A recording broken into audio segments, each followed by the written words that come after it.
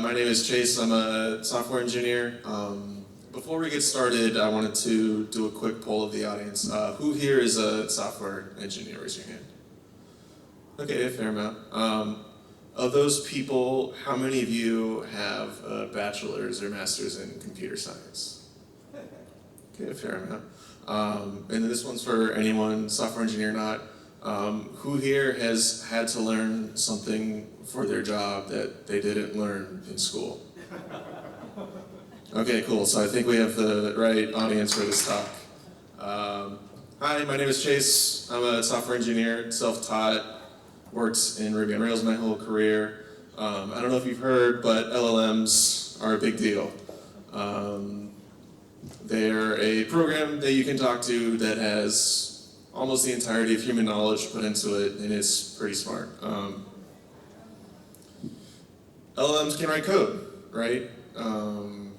They can read stuff, but I think that as people who write software for a living, that's something of interest to us, right? And there's this whole approach for like MCP and agents, right? There is this library Claude on Rails. I don't know if you've heard of it, but is essentially a way to set up multiple agents to just write your whole Rails code base for you, which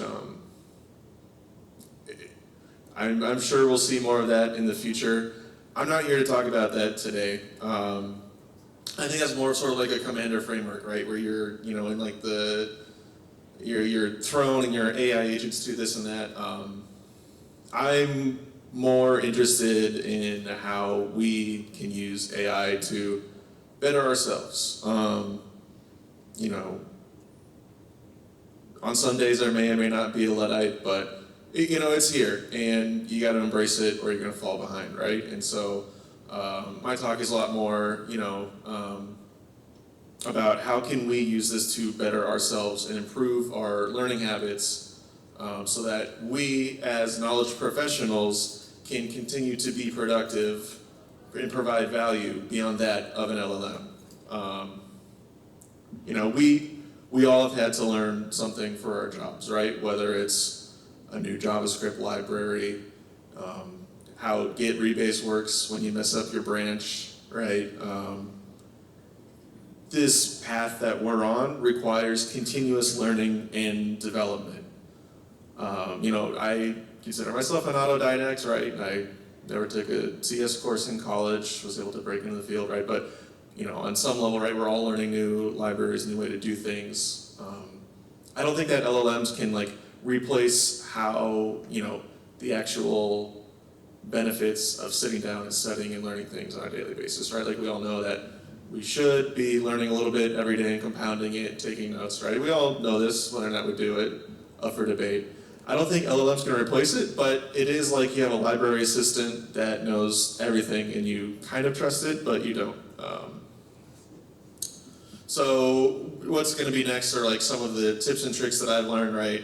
I've kind of embraced it, and I found that there are benefits, and these tools, Claude, Perplexity, you can improve yourself and learn more than you did before, right? Like this background right here, it looks nice, right?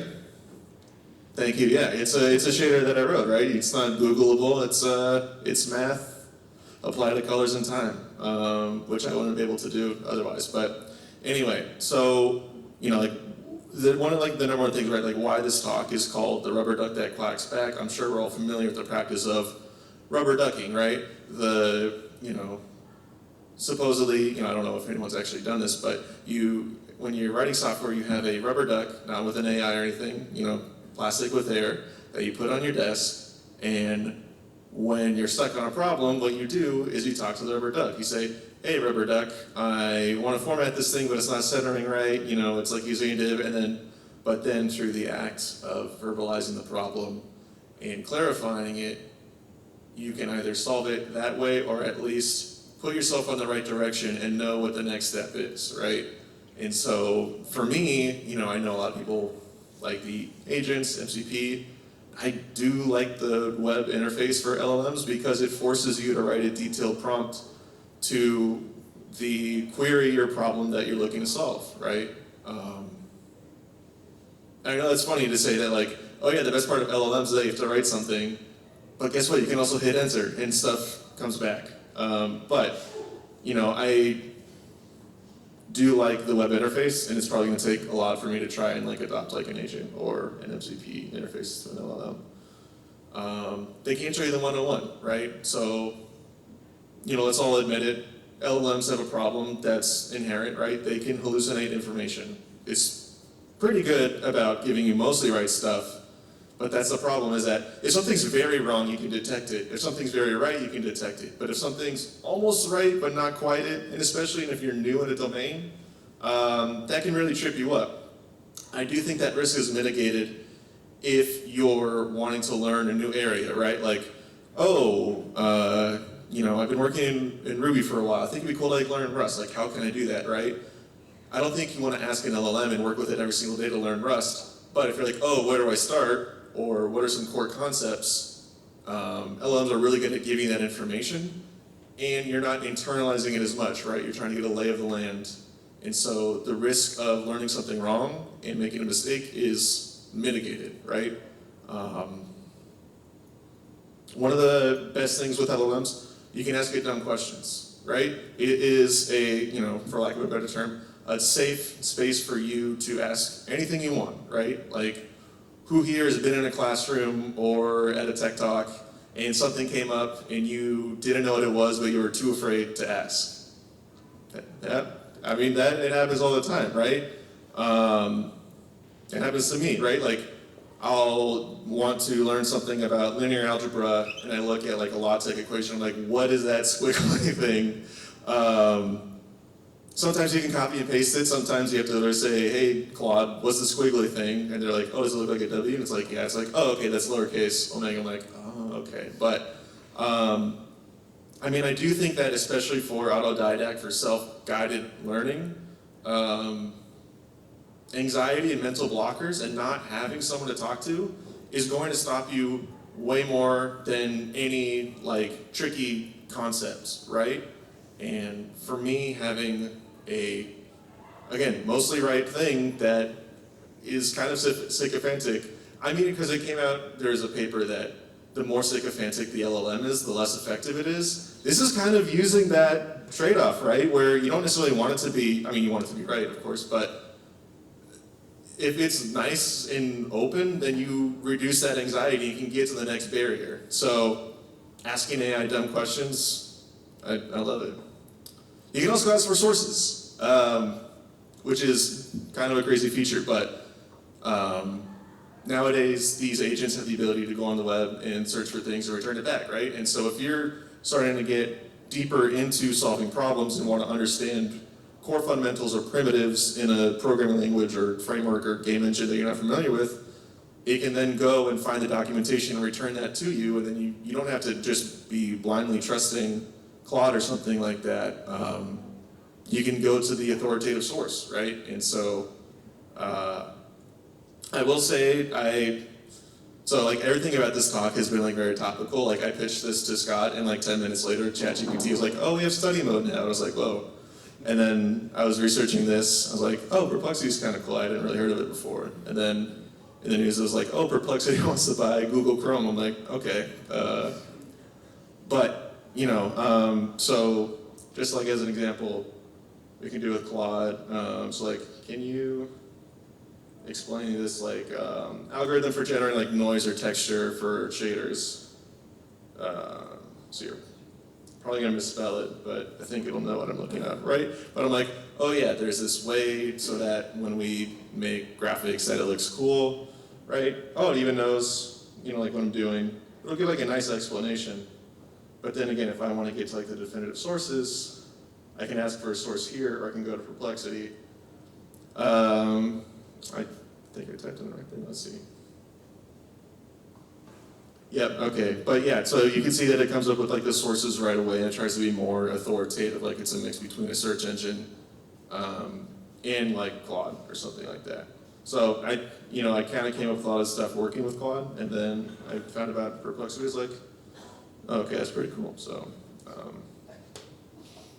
and that's how like put things into your own words, right? Like this is kind of going back to like writing is thinking, having a sounding board to put ideas off of, right? But again, the output that we're not looking for here is necessarily text coming from an LLM, right? If you want to improve yourself, if you want to become better, the real output is what's happening here, right? It's the NI to the AI, right? The natural intelligence. And so I think this can also help a lot with mapping things you already know to new concepts or expanding your horizons, right? Like I knew I had a system design interview coming up and they wanted to talk about background job processing in Python. I was like, oh God, I don't know anything about that. I was like, oh, wait a minute, like, you know, like I was like actually planning this by like doing a conversation with Claude, and it's like, oh wait, this is like Sidekick or delay jobs, right? Two popular libraries in Ruby on Rails for doing background jobs. Like, okay, what are features I like about that, right? Like, oh, each job is its own like record, either in Redis or Postgres, right? For delay job, you can retry, you can see why it failed, right? And so by mapping all the stuff I already knew, but having a little bit of a narrow scope, since I've done my career in Rails, I was able to apply it to a Python systems design interview. Last note, right, I think we all agree LLMs have some benefit to the world, and I'm sure someone's been in a meeting or with a client or their boss, and they suggest something, and their boss runs it through like an LLM, like ChatGPT, and you're just like, you can't, you know what I mean? Like, but again, LLMs know almost everything, but they almost have this like amazing ability to be like the status quo or just like the zeitgeist, right? Like it's just an amalgamation of everything we already know. And so if you're writing code or doing a project or anything like that, like if you can't provide more value than an LLM, like that's why you need to sit down. That's why you need to study. That's why you need to elevate yourself to a level where you can confidently say, oh yeah, I know more than, you know, Markov chain of probabilistic strings, right? So again, the goal here is not to, you know, have AI build these projects for us or just manage a bunch of agents. The goal here is to use AI to improve ourselves so that we can continue to, you know, contribute to the world. So that's all I got. Thank you. Here's my contact information, and happy to answer any questions.